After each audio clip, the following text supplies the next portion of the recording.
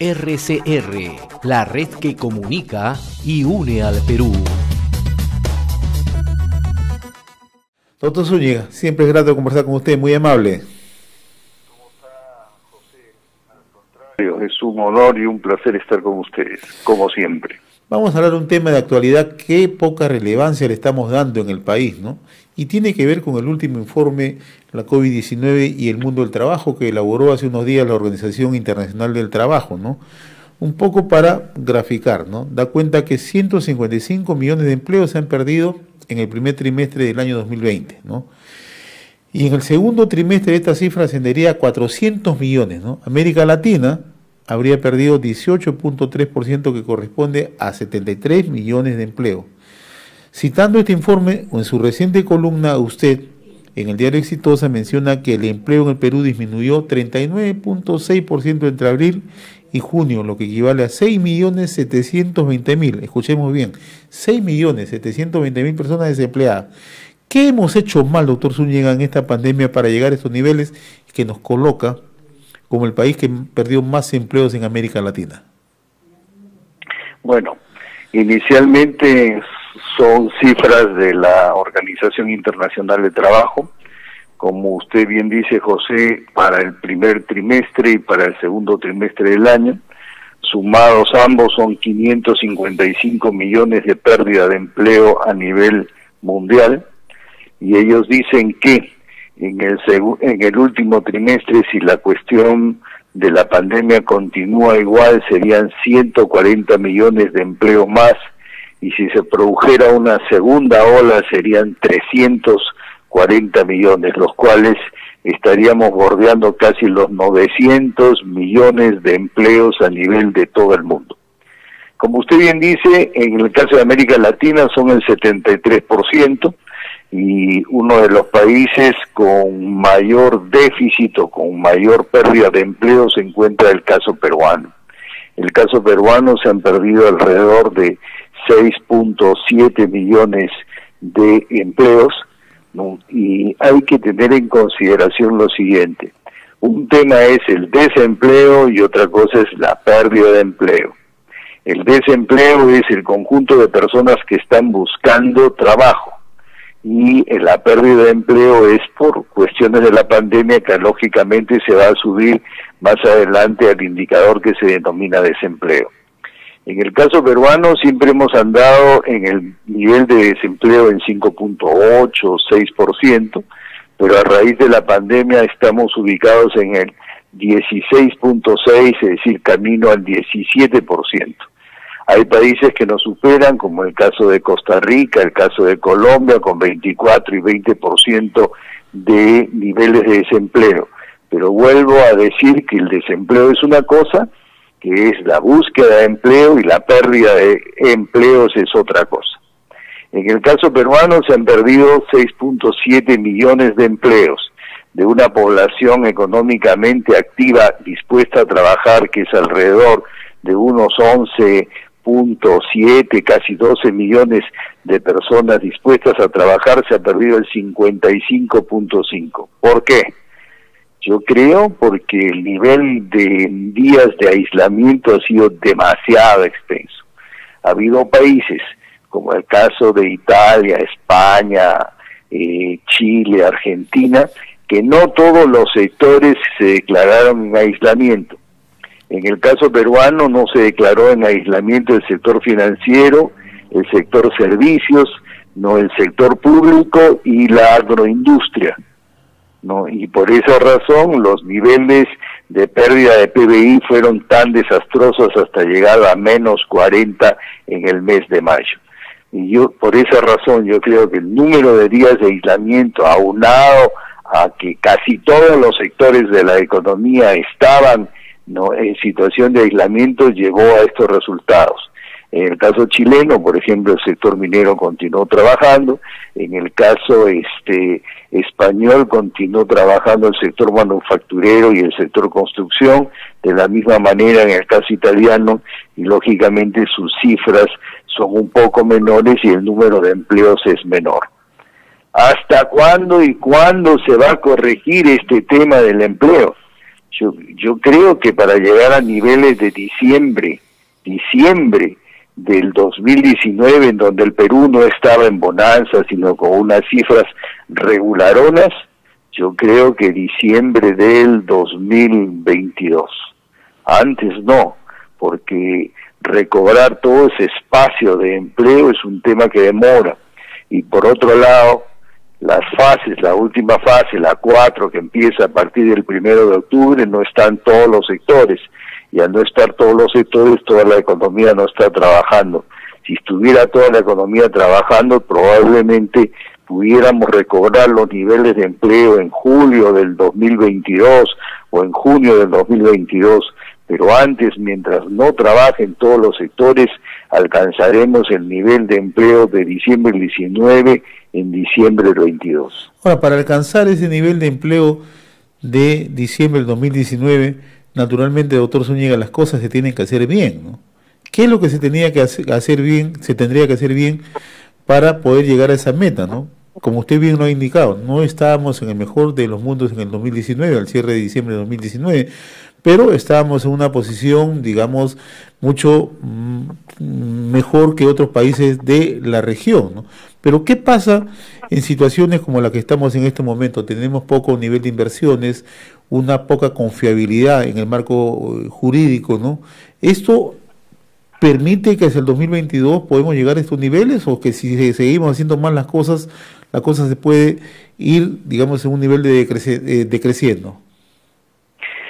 En primera instancia, yo no formo parte del gobierno, y lógicamente que si hubiera formado parte del gobierno hubiera dicho de que no toda la economía estuviera aislada de algunos sectores.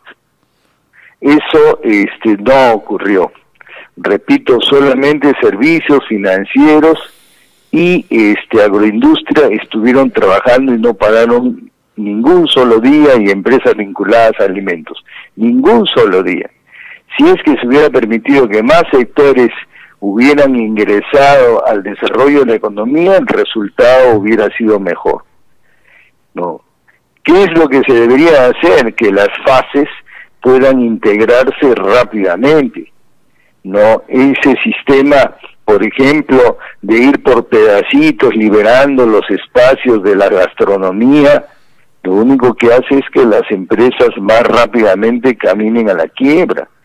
No, ningún hotel, ningún restaurante pequeño o grande puede no continuar trabajando a un nivel del 50%, eso es imposible.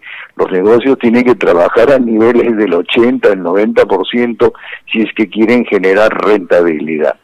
Yo creo que la interacción, el ingreso de las fases es demasiado lenta. Don José, usted se puede dar cuenta que el sector construcción, que es un sector muy generador de trabajo, no está trabajando totalmente. Usted pasa por Lima y ve edificios de construcción parados, ya sea de oficinas o ya sea de departamentos, ¿no? Y eso es un indicador que no toda la economía está trabajando. El gobierno dice que está trabajando en un 96%, yo creo que está trabajando en un 80%. Si estuviéramos trabajando en un nivel mayor, lógicamente los resultados serían mejores. Ahora, para llamar a la inversión extranjera, no hay otra cosa que darle tranquilidad. Y la inestabilidad política generada hace una semana o una semana y media entre el Ejecutivo y el Legislativo no conduce lógicamente a tranquilidad, más en un periodo preelectoral como es el a inicios del próximo año. Yo creo que será difícil que un inversionista extranjero que piensa colocar 1.000, 2.000, 3.000, 4.000, 5.000 millones de dólares en el Perú pueda hacerlo en las circunstancias en que nos encontramos. Ahora, recogiendo reflexiones de su última columna en el diario Exitosa, usted también señala que se tiene que dar un enfoque más directo a la micro y pequeña empresa a nivel nacional, ¿no? Porque también usted señala que ha sido muy reducido el impacto del programa Reactiva Perú, ¿no? Y esto resulta ciertamente preocupante porque fuimos el país que entregó mayores recursos, ¿no? 60.000 millones de soles, ¿no? Entonces, ¿por qué no funcionó y qué es lo que falta para la recuperación del empleo tanto en la micro y pequeña empresa? Yo creo que la medida del gobernante no estuvo mala. Decidió primero por la salud y luego por la economía. ¿Por qué razón? Porque nos cogió la pandemia en una situación con dinero, teníamos ahorrado como 19.000 millones de soles, ¿no? Desde 1992, y luego también teníamos la posibilidad de acceder a crédito externo, y los primeros 4.000 millones de dólares que captamos, lo captamos a tasas muy bajas. Entonces, empezamos la pandemia muy bien.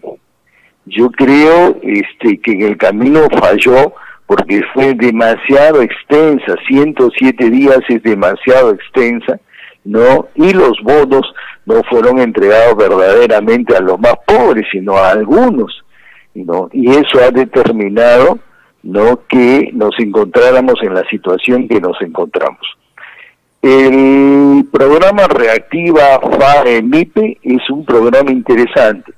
Son con recursos del Banco Central de Reserva, de las reservas del Banco Central, con la garantía del Ministerio de Economía, analizados por COFIDE y entregados por los bancos.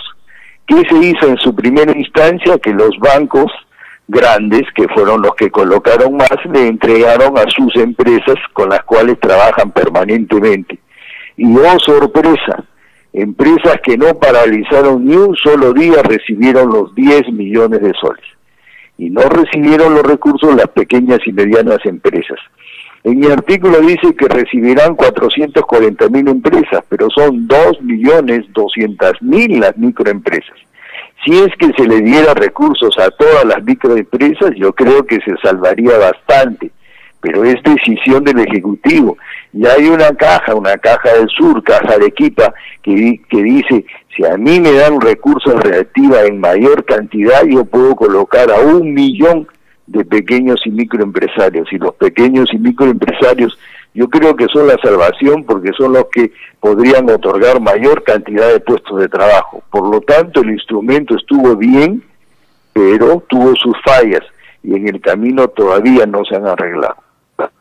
Ahora, midiendo un poco la relación entre economía y salud, ¿no? Porque nos estamos acostumbrando ahora a hacer, digamos, esa ecuación realista, doctor Zúñiga, ¿no?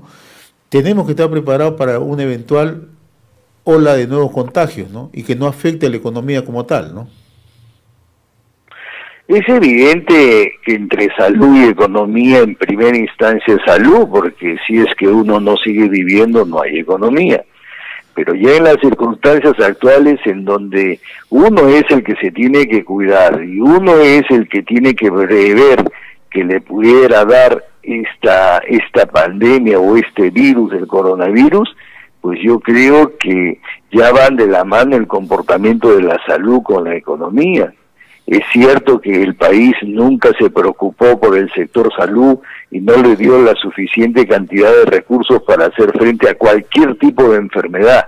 Y esta enfermedad lo que nos ha dejado claramente establecido es que se le había entregado al sector salud muy poco dinero. Pero en el binomio primero salud y después economía, ahora nos encontramos que la salud ha deteriorado tanto a la economía que la ha puesto en una situación verdaderamente calamitosa. Recuerde que alguna vez, José, hemos dicho que el país con menos PBI en el mundo es Belice y luego Perú, es decir, somos el penúltimo del mundo. Un resultado que puede ser 12, 13 o 14 al final del año. Es un resultado que nos deja en una situación muy complicada. Yo creo que el gobernante tuvo buenas intenciones, pero no le ha dado resultado. Hoy día lee usted en los periódicos que Chile sale con un programa para apoyar a la micro y mediana empresa. Y todos los trabajadores de la micro y mediana empresa reciben un subsidio, es decir, se preocupan de lo que verdaderamente da trabajo. En el caso peruano se ha cambiado para darle dinero a los más pobres, pero se han olvidado que el gran generador de la economía o el que da mayor cantidad de trabajo está en una situación muy, muy mala. Y ojo, la mayor parte son informales. Nosotros nos estamos preocupando de los 6.700.000 que perdieron empleo, pero son formales. Y los informales, que son alrededor de 7 millones, han perdido el empleo, dicen que alrededor de un 80%. Por lo tanto, yo creo que el gobierno, si mirara hoy día lo que ha hecho Chile y lo pudiera reproducir, ¿no?, y se trabaja intensamente con la microempresa, la economía puede salir más rápida, porque ella es la que otorga más del 93% del empleo a nivel nacional. Finalmente, ¿no? Interesante lo que usted nos explica respecto al tema de la micro y pequeña empresa, ¿no? Respecto a los grandes proyectos, ¿no? Hay buenas intenciones de parte del gobierno, escuchamos al presidente Vizcarra que se van a destrabar proyectos, pero de allí a la realidad hay mucho trecho, ¿no? El propio ministro de Energía y Minas ha dicho que hay proyectos que pueden salir hacia el 2020, estamos viendo que Maje-Sigua sigue trabado, es decir, proyectos que pueden tener un impacto no están siendo consolidados, ¿no? O sea, ¿qué tanto nos afecta a ello? Yo creo que la inversión extranjera nos afecta de manera decisiva. Recuerde que este país siempre ha estado caminando con respecto al PBI en un 22, 23, 24% de inversión extranjera, ¿no? Inversión privada con respecto a la pública, y la pública era 2, 3, 4% con respecto al PBI. Este año va a ser alrededor de 8% con respecto al PBI. Las razones son claras. Mientras exista inestabilidad, nadie va a venir a invertir al Perú, ¿no? Y lo hemos conversado, José, muchas veces, las 3 reglas de oro. Primero, estabilidad política, luego un poder judicial justo, y luego no me cambies las reglas de juego. Y yo creo que ninguna de las 3 no se cumple en el Perú en este momento. Quiera Dios que se cumplan el próximo año con el nuevo gobierno y empiecen a venir las inversiones. Este es un país súper rico en el sector minero, en el sector de energía, en infraestructura hay 250.000 millones de dólares por hacer, es decir, podría venir cualquier inversionista de cualquier parte del mundo a hacer obra, pero sencillamente en las condiciones actuales es muy duro que pudiera venir. Más fácil es ir a otros países como Canadá, como Chile, como algunos países del África, que venir al Perú. Doctor Javier Zúñiga, como siempre, muy reconocido por esta comunicación con Enlace Regional RCR, Red de Comunicación Regional. Ha sido grato conversar con usted, muy amable. No, encantado, José, ha sido un placer estar contigo como siempre. Un fuerte abrazo. Un fuerte abrazo. RCR, la red que comunica y une al Perú.